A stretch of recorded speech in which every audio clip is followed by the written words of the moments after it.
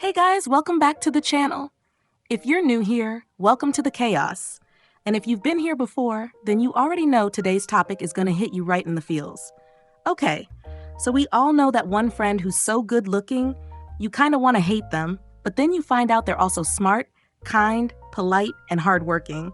And now you're like, great, I guess I'll just cry in the corner. That, my friends, is exactly how I feel about Eunwoo. Yes, Eunwoo, human angel. Face card never declines. Looks like a prince, but cries like a soft baby seal.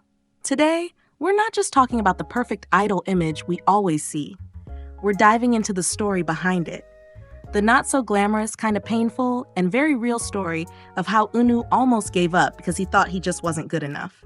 Yeah, let that sink in. So grab your snacks, your emotional support pillow, and maybe some tissues, because this is the story of how Eunwoo, the golden boy of K-pop, cried every single day as a trainee, and still came out shining.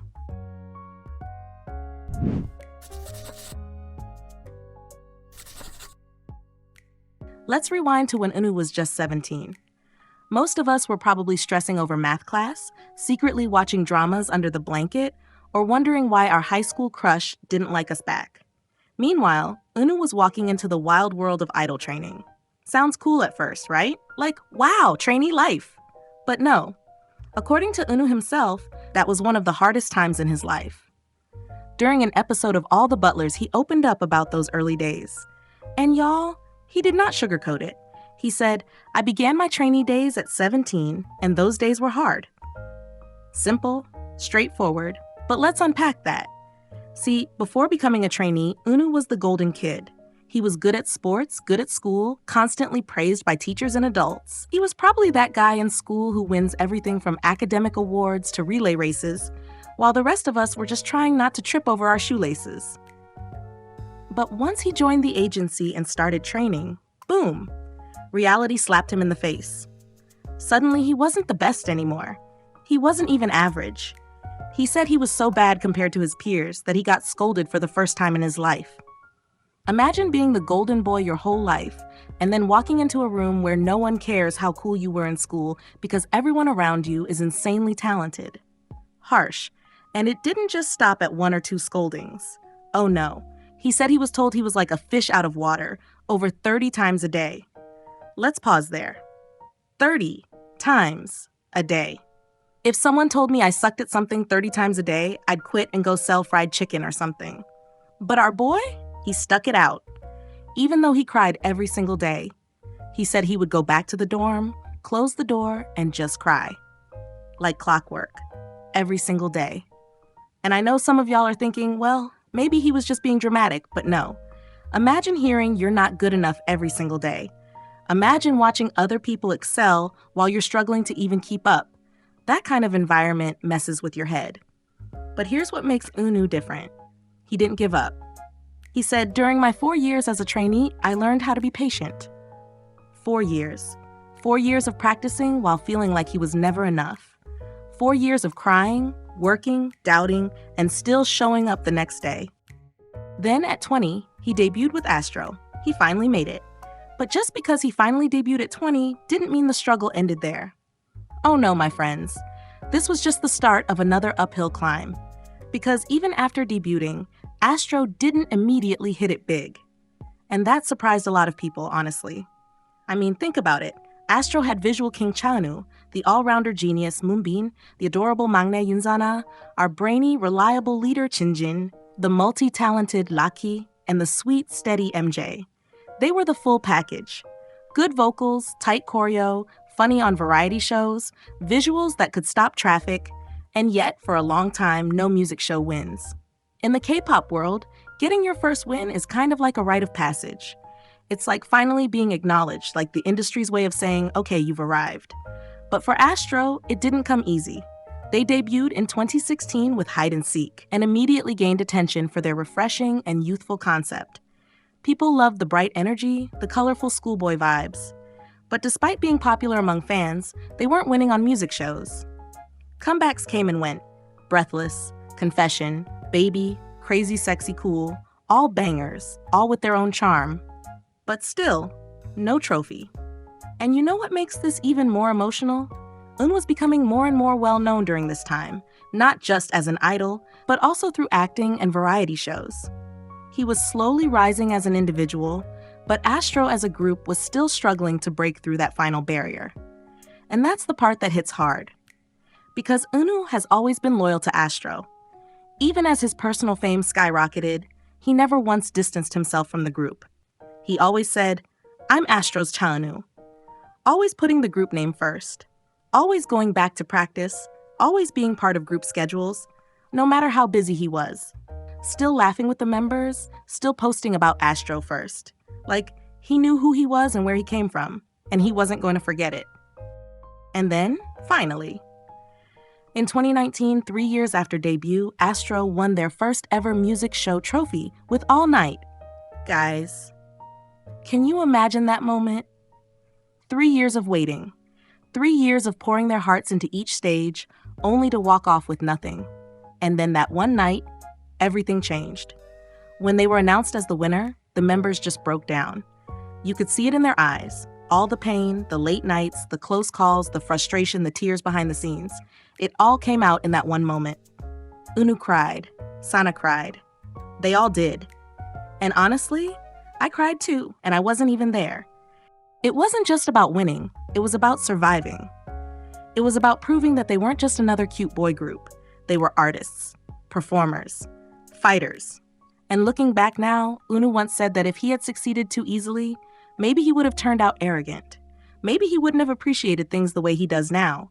But because it took so long, because it was so hard, he learned how to stay humble, how to be patient, how to be kind, even when the world felt cold. And that is what makes Astro and Eunwoo so special. He said, "If all of that didn't happen, I might have turned out conceited. I don't think I would have been a better person than I am now. And that right there is why this man has my whole heart." And hold up, we're not done yet. If you think he's just a pretty face who suffered through training and came out the other side stronger, oh honey, wait till you hear what his co-stars and staff have to say about his actual personality. Spoiler alert, the face might be perfect, but the heart, even better. So a while back, 2 of his former co-stars, Sungjiru and Im Se-mi, went on a radio show to promote their movie Awake. And guess who came up in the conversation? Yep, our boy. Sungjiru said, "Of course, Eun-woo is handsome, but his heart is beautiful too. It's just not something you can see on the outside." And Im Se-mi added, "That's true. His heart is beautiful, but I think it's masked by his handsome face." Y'all, imagine being so handsome that your kindness gets overshadowed. Like, oops, sorry, didn't notice your angelic soul behind those cheekbones. And it's not just the actors. Pang Mi-sun, who worked with Eunwoo on Revenge Note, literally said he's not just handsome, he's a genuinely kind person. The kind of person who, if she called him to her show, might actually show up just because he's that nice. Even his fellow Astro members have stories.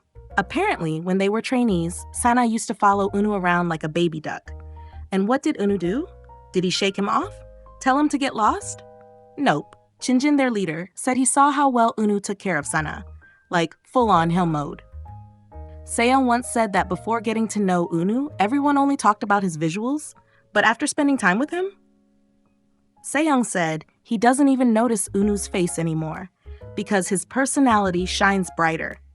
And then there's the iconic moment during the filming of Island. On the last day, the staff surprised him with a cake, but they didn't just write the usual thank you message. Nope. They wrote stuff like, "Don't be greedy, can you just be one thing instead of being both nice and handsome? And Johanna, what kind of exorcist are you with that face who makes people into demons?" And my personal favorite, "Priest Yoan, we also believe in God. It's you." I mean, the staff were down bad, and I totally understand. Park Ho-sun, who played Chae-kyung's dad in True Beauty, said, "Eun-woo is memorable for me. He's a good-natured person. He even mentioned being surprised at how much Eunwoo's acting had improved. Like, sir, welcome to the club. We've been noticing too." And it's not just the actors and co-stars.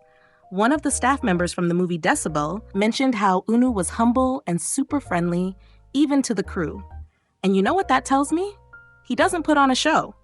That kindness, it's real. And then we've got the ever-so-elegant Shin Se-kyung, who said Eunwoo was flawless in portraying the pure and innocent Irim. And Park Yoon straight up said, He's a good actor. I'm saying this with sincerity. I'm proud of him. Someone pass me a tissue, please. Even the stage staff at K-World Festa fell in love with him. Imagine this. Eunwoo had a nosebleed backstage, but instead of complaining, he bowed 90 degrees to the staff and thanked them for their hard work, while he's literally bleeding. Who does that? Apparently, only Eun-woo. And if you think that's the end of it, nope, there's more. One of the most heart-melting stories came from PD Penunzi, who worked with him during Seoul Festa 2022.